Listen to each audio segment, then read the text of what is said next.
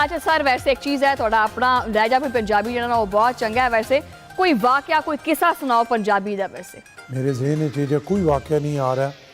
बचपन ज़ाहिर है असी पंजाबी हाँ, सारी जिंदगी साढ़े घर च ग्रावां च पंजाबी बोली जाती और मैनू तो पंजाबी की इतनी आदत है कि मैं उर्दू बोलने भी विच पंजाबी दे लफ्ज़ जेड़े ने बहुत सारा बोल जाना और इसी तरह बहुत सारे मुहावरे बोलदा ना। जिस तरह साडा डेडलॉक आया सी मुस्लिम लीग नून ना, तो उत्थे उन्हें कहा जी कि अपना असद कैसर साहब कह रहे हैं, वो असैम्बली खड़े होकर उन्हें कहा कि अगर पीपल्स पार्टी प्राइम मिनिस्टर के खिलाफ अदम एतमाद करनी तो असी उन्होंने शामिल होने वो करन।